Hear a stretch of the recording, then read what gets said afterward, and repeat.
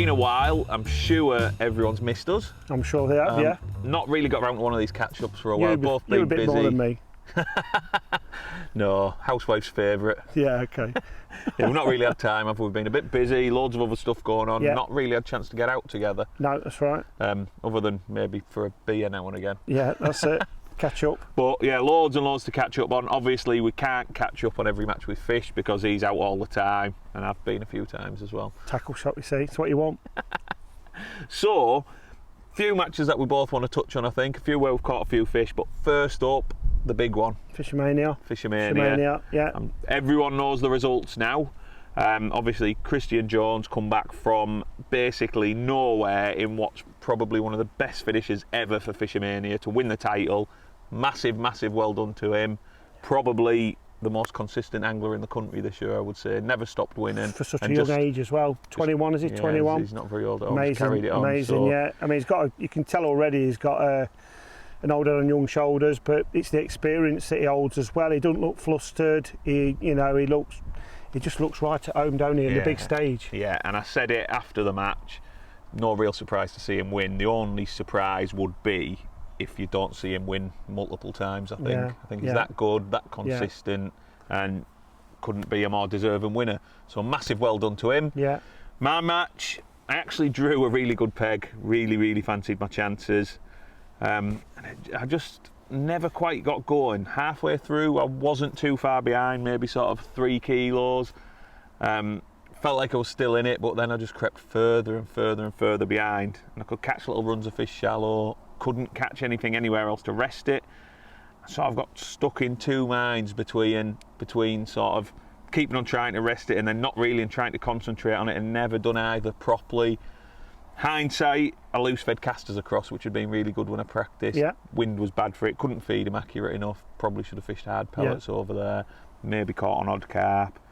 Who knows what would have happened. I know you had your game plan, and I know we haven't really spoken in great detail about it, but did you try and mix it up a little bit in the match? And when did you mix it up? Because you were in the top 10 for most of the match, weren't you? So it weren't like as if you just wanted that next little run, didn't you? You just wanted another run. I had one nice little run shallow, what dragged me up to I think 4th at one point, probably after 2 hours, 2.5 hours, and it needed to really. Which is where you wanted to be, innit? You didn't want to be. You didn't have to be any higher than that because you're only talking a few kilo. Yeah, and it just needed to kick on from there, and it never quite did.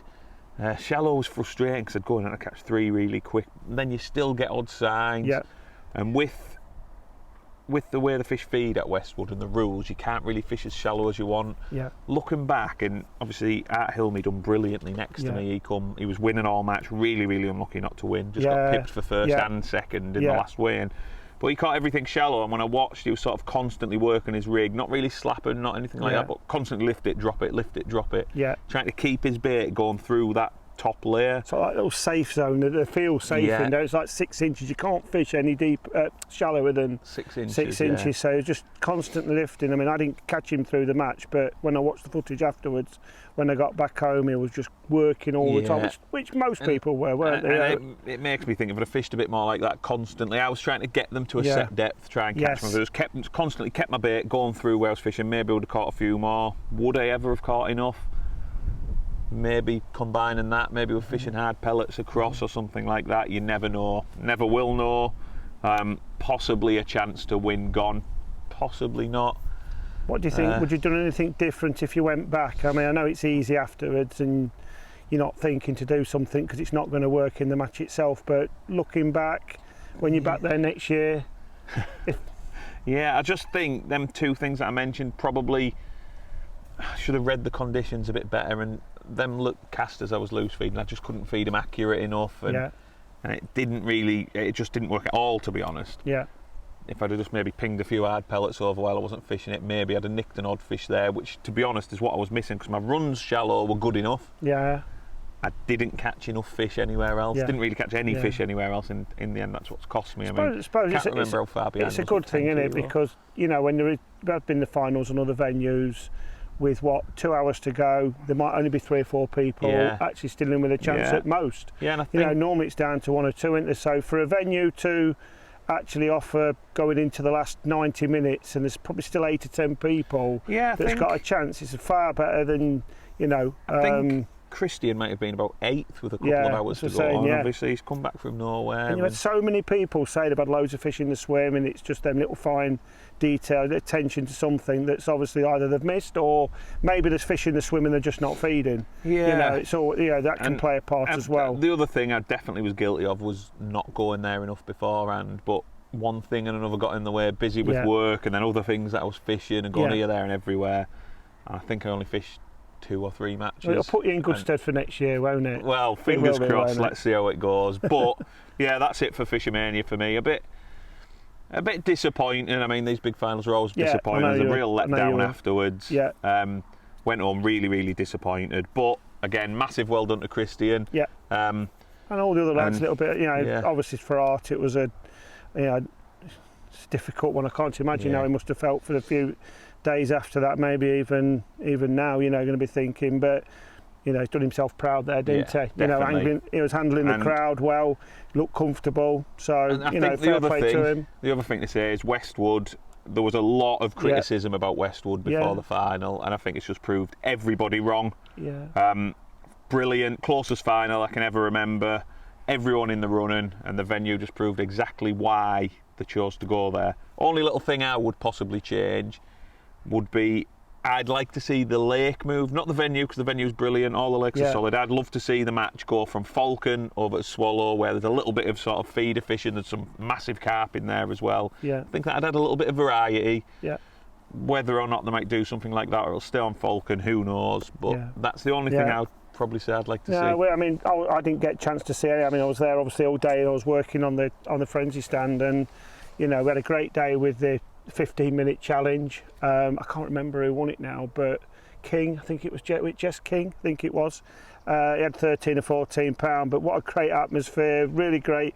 You know, it was fully booked up after an hour. I would like to apologise to anybody who did come round and couldn't get a go. You know, we tried to cater, we managed to like sneak a few more in between, and it was a great day, to be honest. I fully enjoyed it, but it was a shame to come up and have a little look at you and watch the final, but it was still good down there. It was good atmosphere, and you know, some of the stalls as well, you know, surprised how busy it was. You know, people kept coming down, and that was good. Yeah, it's good. Look forward to it next year. Look forward to it. So moving on from there, been doing a bit of fishing, haven't we? And you've been out plenty. Where have you been? Where are we going to start? We've obviously been like. Let's start off. I'll tell you where we'll start off. Let's start off with that big favour that I done for you. That's a good starting point. What's that then? What was the big favour I done for you? You've not done me a favour. Of course I've done you a favour. Do you mean one in the semi-final is clashing in with the final? That's the one. Qualified? That's the one. It doesn't feel like a favour. So, you managed to qualify for Fish North. Fish North, so So qualified for the semi-final. Run through that match. Yeah, I know you'd. It clashes with your Riverfest Final, don't it? So you qualified on the Weaver, and it's qualified. Clashed with the Riverfest Final. Yeah, so both finals clash, which led to Fish North running another qualifier, an extra qualifier for that just extra for a one-off, where it was one place. The Furlong, lake here. Just there behind us. Lake you love, don't you? Yeah, so you're straight on that, booked the ticket. Got on it. I just thought, how nice would that be to qualify for the fish? Yeah. I've not said anything. That would, you know. But I'm looking forward to it already. It couldn't have went any better, could it? I've had to obviously relinquish my place, and then you've gone and won it. So brilliant. So we'll still be representing the brand there, and the match went well for you, didn't it? Yeah, it did. Yeah, it was on the Furlong, which I'd had one previous match on there in the festival last year. Had a good result. I think I drew late 20s. Got a good little, you know, something to work with taking into this match. I drew 14. I think was on the aerator. Yeah, so middle of the lake. I know when I drew it, Barry said you got a good chance there. Got a spare. I think there was one extra spare peg in the match. It gave me 2 spare pegs to my right. Where I think it was 2 anglers miss a peg. So I had a little bit of luck there. I fished a very similar match, or I tried to fish a very similar match. Set off to fish a similar match. Started in the edges.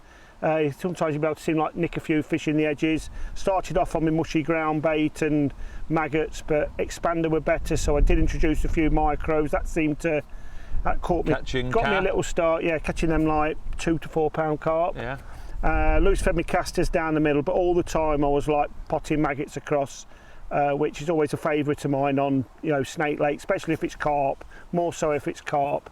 But you are looking for that second part of the match. If you weren't going to catch short or shallow, it still gives you a really positive line to be able to, like, you know, give yourself a chance on that type of match. Obviously, you've got to try and win the match. Because you've left it alone, you've kept feeding it, kept feeding it, kept feeding it. You feel like when you do go on it, they're there, they're eating, they're confident, because it can be really tricky to catch on this lake. That's right, yeah. I mean, it seems a lot of bait and a lot of time and effort, a lot of work rate to put in. You know, you've got to keep every 15 minutes at, you know, 10 to 15 minutes, you're shipping a pot across.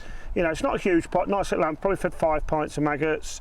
But you know, you can see them there, even like early in the match you could see them there, but from experience I knew you were probably a good chance you weren't going to get. You really need to get them set, then you're dragging them in all the time. That's right. Very tempting, and it's hard to stay off it, but obviously I feel as if they're actually feeding on the bait, but you ship across there, they'll soon come out. They'll just confident enough. Yeah, exactly. They just haven't quite got past that light, and then all of a sudden they just let themselves, like, you know, allow you in, sort of thing. Yeah, that's right. You can catch a few when you go on it at the right time. That's it. Caught a few chub down the middle, fed me casters down the middle. They were really tricky to catch. Last time I was up here, they were a little bit more easier to catch. I've had to fish tight lines and they're rooking themselves.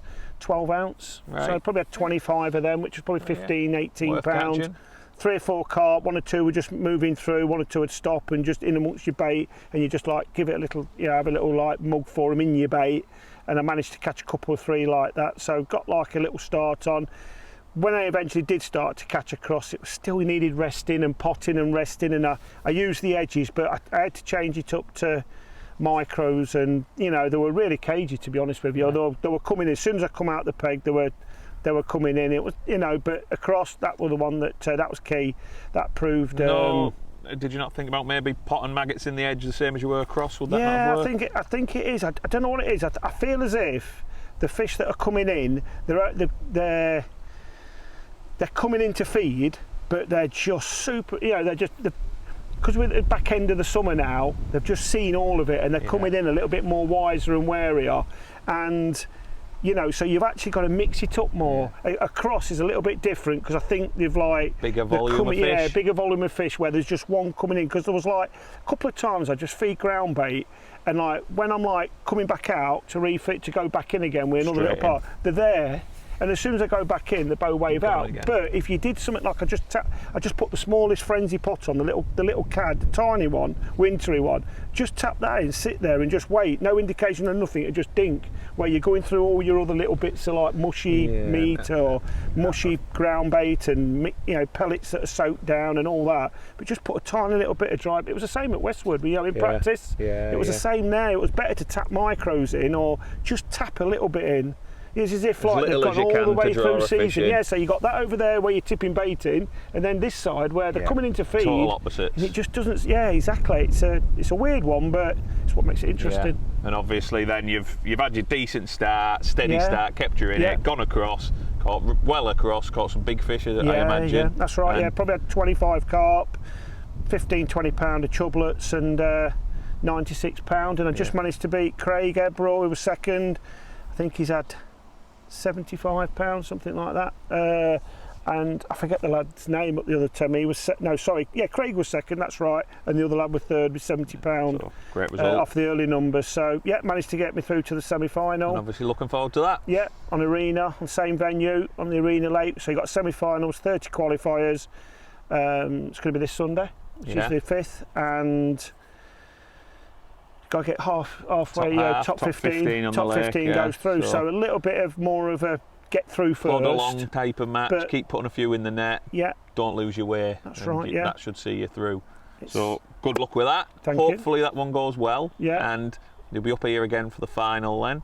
So yeah, there's a nice presentation put on by the fishery the night before for the draw. Yeah. Bit of beer and some food. So you'll be down. I live about 2 minutes from here, so I could probably turn up, I think. So I better get here early then for the food. Is that what you're saying? Exactly. There might be a bottle about, but no food. Exactly. So, moving on from that, obviously, Riverfest, we're going to go qualify like we mentioned, I had to relinquish my place for Fish North due to the final date clashing with the Riverfest, which I qualified for on the River Weaver. Yes. So I've been on the River Weaver a couple of times before. First time I went, I qualified for Riverfest, £18. Next time I went, I caught probably closer to 18 ounces and come nowhere. Yeah.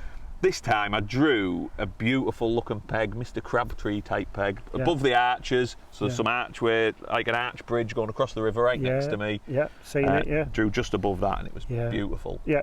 stunning river. Stunning bit Word of was water. not the best for skimmers and bream. Plenty of small fish to catch, but if it fished hard, you've got a chance. Yeah. And to be honest, that suited how I wanted to fish. So I really went with a pole approach, long pole, potting in little balls of sort of really wetted up, mushy ground bait, finely minced worms, dead pinkies, aiming to catch sort of little skimmers and anything that I could catch really. Yeah. And then I fed a feeder line across, fish meal ground bait, pellets, just a few worms, type of bait that I'm hoping is going to stay in my peg. And I started on that, give it sort of half an hour. Yeah. There's one jumping out behind us. Yeah. Give it half an hour or so, never caught anything. But I just kept that topped up through the day, kept putting 2 or 3 feeders on, just in case. Long pole was really steady, fishing sort of, it was probably 8 foot deep, fish a reasonably light rig, sort of 0.6, high bulk, some spread out number 10s. Kept feeding them really little wet balls, and when I say little, I'm talking like the size of a grape. Yeah. Keep something going in the water, a little bit of cloud, a little bit of scent. Yeah. And keep lifting that rig, laying it back in, and it'd settle and go straight under generally when I got one. And they're only little fish, mostly skimmers, sort of, I would say 2 to 4 ounce. Yeah. And I had bites on and off most of the day, kept coming off, having a look on the feeder. And Ben Roberts was above me. He fishes there quite a bit, and he just seemed to be catching. He didn't seem to be catching any more fish than me. If anything, he might have caught a few less fish, but they were a much better stamp. Yep. Caught some chunky roach, some chunky perch. Right. I seen him get a skimmer, which turned out was foul luck, probably a pound and a quarter. I seen him get another perch, maybe a pound, and I felt like he was ahead of me with them couple of bonus fish. Yeah. So I've kept going, had another look on the feed, and nothing's really happening. And Josh Newton, who I travelled with, Yeah. he packed up, came, sat behind me, and he was just sat, and I'm sat on the pole, probably 20 minutes of the match left. And out the corner of my eye, I thought I seen something. I said, "Did you just see one roll?" I wasn't really watching, so I thought nothing of it. As I finished saying it, a bream rolled right on top of my bait across. Obviously, no need to encourage me anymore. I had another chucked it in, put it on my rest, and I'm just sat about to sort of mess about with some bait, look up, rod's nearly in the river. Couldn't believe it. Picked it up and I've got one £3. Brilliant. So there's then 20 minutes left, chucked it back in, got a liner, got another liner, and that was it. No more. I lied, that wasn't it. That wasn't it. Rod round again, nearly off the rest, pick it up. I've only up the boat that's coming over the top. So that cost me a little bit of time. Got back in, then I got a liner, and that was it. Never caught another one. Luckily, Ben above me weighed in, I think, something like £8.4. Right, and okay. with my bonus last gas bream, £9.6. Qualifier. Enough to qualify for the final. So Yeah, it's a good result in it when you're turning up and it's, you know, not a venue you fish, is it, week in, week out, but still to have enough in your bag to put a producer. I got my little bit of luck, but I fished for that bit of luck. I kept that line topped up for a bream. Yeah. Sort of made the most of it later on when there was one there. It sometimes feels like a little bit of luck, but at the same time, it's like you say, you've got to set the line up right.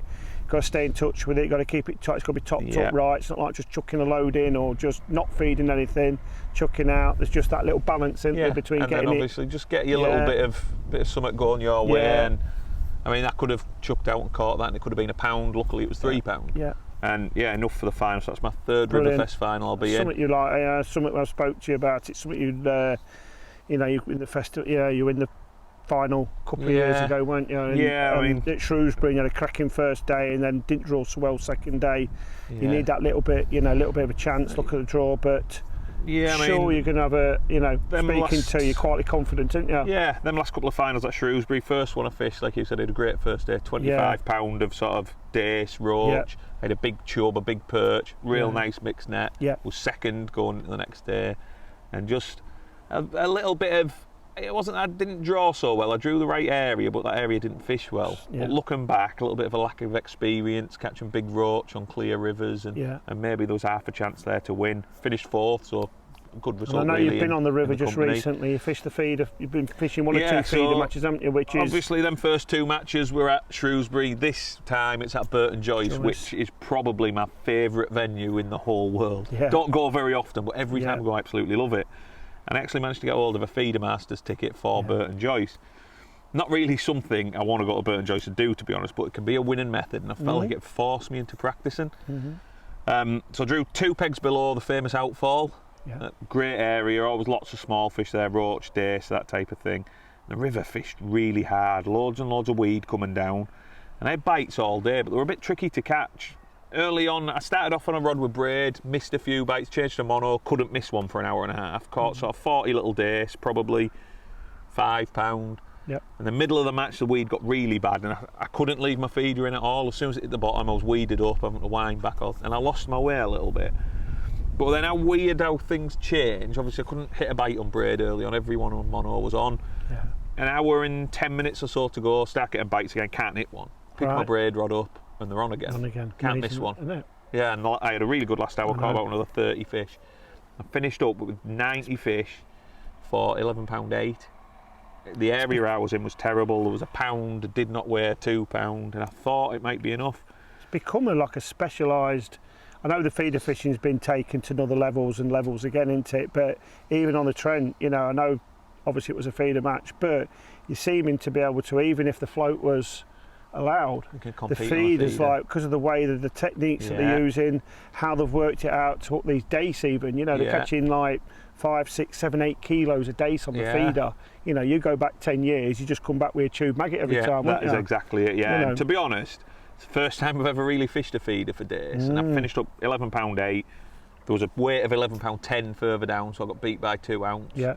And annoyingly dropped 2 days back as well. I know, which was really frustrating. Yeah. But like you say, I've never done that feeder fishing for dace before, and I came away feeling like I probably left £3 or £4 behind. I could have maybe caught £15. Yeah. Little things, especially that middle of the match when I wasn't catching. Yeah.